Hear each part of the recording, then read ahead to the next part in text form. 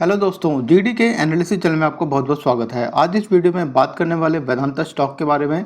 तो इस कंपनी की तरफ से एक बड़ी न्यूज़ निकल के आ रही है। कंपनी ने करोड़ों शेयर अलॉट किए हैं, किस प्राइस पे किए हैं, किसको करें, ये सारी इन्फॉर्मेशन मैं डिस्कस करूँगा इस वीडियो में। तो यहाँ पर म्यूचुअल फंड की एंट्री होती हुई नज़र आ रही है, तो जानेंगे पूरी इन्फॉर्मेशन। तो चलिए स्टार्ट करते हैं आज की वीडियो। अगर आप मेरे चैनल पर फर्स्ट टाइम विजिट कर रहे हैं तो आप मेरे चैनल को सब्सक्राइब भी कर सकते हैं अगर आपको वीडियो इन्फॉर्मेटिव लगे। सबसे पहले मैं इस स्टॉक की क्लोजिंग बता दूँ। वेदांता की जो क्लोजिंग निकल के आ रही है 439 रुपये 80 पैसे। यहाँ पर 2.5% की गिरावट के साथ ये शेयर बंद हुआ है 19 जुलाई 2024 को। NSE BSE दोनों जगह शेयर ट्रेड होता है। तो अब इन्फॉर्मेशन की तरफ बढ़ते हैं। न्यूज़ की तरफ बढ़ने से पहले मैं आपको इस कंपनी की बेसिक फंडामेंटल एक बार बताया था। यहाँ पर इस कंपनी की मार्केट कैप है 1,63,483 करोड़ की, काफ़ी बड़ी मार्केट कैप है। और यहाँ पे करंट प्राइस है 440 रुपये का। 52 वीक हाई लो पे नजर डालेंगे तो 507 रुपये का हाई है, 208 रुपये का लो है। स्टॉक भी थोड़ी सी ज़्यादा है यहाँ पे 44 रुपये 40 पैसे। और कंपनी की जो बुक वैल्यू है वो है 82 रुपये 60 पैसे की। डिविडेंड के ऊपर नजर डालें तो सबसे ज़्यादा ये जो कंपनी फेमस है वो इसीलिए फेमस है कि कंपनी डिविडेंड बहुत ज़्यादा देती है। यहाँ पर देखिए 6.7% के यील्ड निकल के आ रही है, तो कंपनी डिविडेंड बहुत ज़्यादा अच्छा देती है।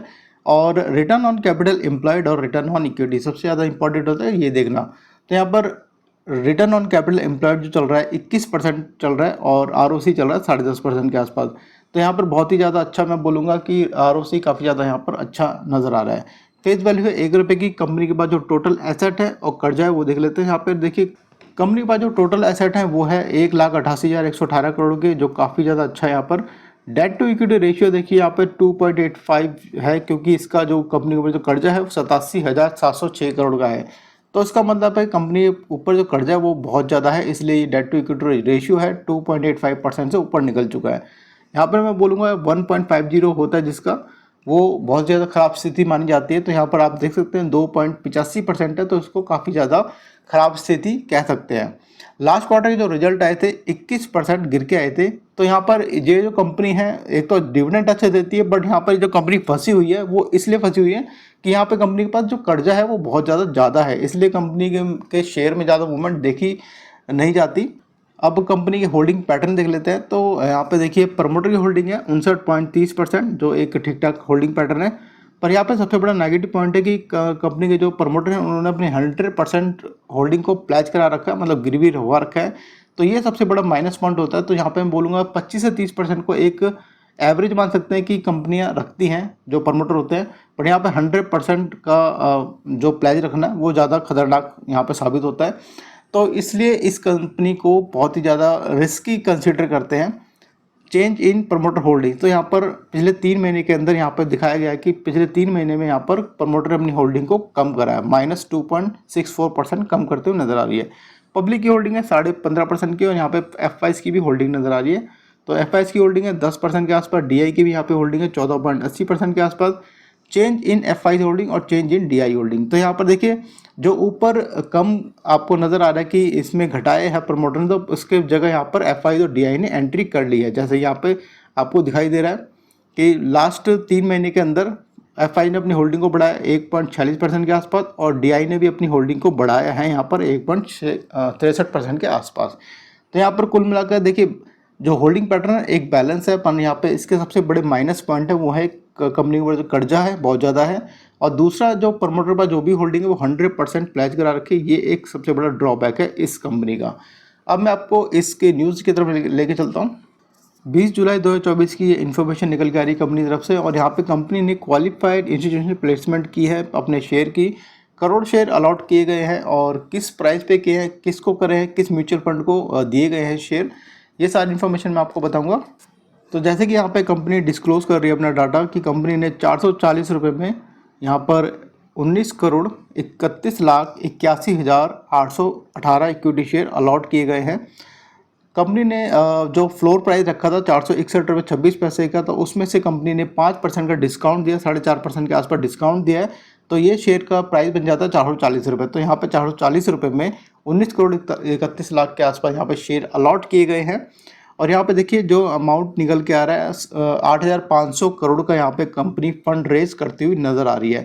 तो ये ओवर सब्सक्राइब हुआ था, तो यहाँ पर कंपनी को एक अच्छा फंड मिलता हुआ नज़र आ रहा है, और ये फंड कहीं ना कहीं कंपनी अपने कर्जे को कम करती हुई नज़र आएगी, क्योंकि जब भी कंपनी कोई फंड रेज करती है तो या तो अपने बेटरमेंट अपने कंपनी में जो उसका बिजनेस होता है उसमें लगाती है या फिर अपने कर्जे को कम करने में लगाती है। तो यहाँ तक उम्मीद है ये अपने कर्जे को कम करने में इस पैसे को यूज़ करेगी। अब मैं आपको बताता हूँ किस किस को ये अलॉटमेंट किए गए हैं। तो ये बड़े बड़े म्यूचुअल फंड के नाम निकल के आ रहे हैं। तो यहाँ पे मैं आपको बता दूं कि कंपनी ने इसके अलावा भी औरों को फंड ये इक्विटी शेयर अलॉट किए हैं। बट यहाँ पे कंपनी को डिस्क्लोज कब करना पड़ता है नाम, जब कंपनी 5% से ऊपर एक पर्टिकुलर कुछ निवेशकों को जब ये शेयर अलॉट किए जाते हैं तो 5% से ऊपर जिसको भी अलॉट किया जाता है उनका नाम डिस्क्लोज करना पड़ता है कंपनी को। तो यहाँ पर देखिए टोटल जो निकल के आ रहा है, निप्पॉन म्यूचुअल फंड इनको पूरी की पूरी 9% के आसपास यहाँ पर अलॉटमेंट की गई है। तो यहाँ पर इन्होंने बता रखा है कितने लाख शेयर इनको, कितने करोड़ शेयर दिए गए हैं, तो यहाँ पर इन्होंने बता रखा है। तो यहाँ पर नंबर ऑफ शेयर बताए हुए कितने शेयर अलॉट किए गए हैं, तो 1,76,13,639 शेयर ये अलॉट किए गए हैं निप्पॉन म्यूचुअल फंड को 440 रुपये में। और जो दूसरा म्यूचुअल फंड निकल के आ रहा है, और जो म्यूचुअल फंड नहीं कह सकते इसको कहेंगे एक इन्वेस्टर, प्राइवेट इन्वेस्टर कह सकते हैं, प्राइवेट एक अलॉटमेंट की गई है मॉर्गन स्टैनले। इसको आपको नाम काफ़ी सुना होगा, सिंगापुर की कंपनी है। तो ये इन्वेस्टमेंट में काम करती है, बैंकिंग और सर्विसेज में काम करती है। यहाँ पर इनको भी 8.5% से ऊपर इनकी अलॉटमेंट की गई है। तीसरा बड़ा जो नाम निकल के आ रहा है वो SBI म्यूचुअल फंड, नाम आपने सुना होगा, काफ़ी फेमस नाम है SBI म्यूचुअल फंड। तो इनको भी 7.88% का ये शेयर अलॉट किए गए हैं। और चौथा नाम निकल के आ रहा है सोसाइटी जनरल ODI करके, इनको भी 7.5% के आसपास यहाँ पे अलॉट किए गए हैं शेयर। और जो पाँचवा नाम निकल के आ रहा है यहाँ पर देखिए, पाँचवा नाम है कॉपथल मॉरिशियस इन्वेस्टमेंट, इनको भी 5.5% के आसपास यहाँ पर ये शेयर दिए गए हैं। और यहाँ पे छठा नाम जो निकल के आ रहा है वो है ICICI म्यूचुअल फंड। इन सब के नाम अपने नाम सुने होंगे और यहाँ पर इन सब ने इन्वेस्टमेंट की है इस स्टॉक के अंदर। और यहाँ पे कैटेगरी बता रखी है कि ये FPI है, ये म्यूचुअल फंड है। तो यहाँ पे कैटेगरी भी बता रखी है इन सारे इन्वेस्टरों की। तो यहाँ पर मैं आपको बताना चाहूँगा कि यहाँ पर जब कभी इन्वेस्टमेंट की जाती है म्यूचुअल फंड के द्वारा, ये 10 से 20% प्रॉफिट के लिए नहीं की जाती। इनका जो प्रॉफिट मार्जिन होता है कम से कम 70-80% के आसपास यहाँ पे प्रॉफिट बुकिंग होती है, उसके बाद ये एग्जिट करते हैं। तो आप समझ सकते हैं कि 440 रुपये में इस स्टॉक के एंट्री की गई है। कहीं ना कहीं कंपनी अपने हालात को सुधारते हुए नज़र आ रही है यहाँ पर। तो अगर इसके रिजल्ट बेटर होंगे तो कहीं ना कहीं ये स्टॉक में चलने की उम्मीद बढ़ जाएगी। तो ये थी बड़ी खबर वेदांता को लेकर के। वीडियो आपको इन्फॉर्मेटिव लगी हो तो प्लीज़ सब्सक्राइब भी कीजिए, लाइक कीजिए, शेयर कीजिए। Thank you so much for watching my video.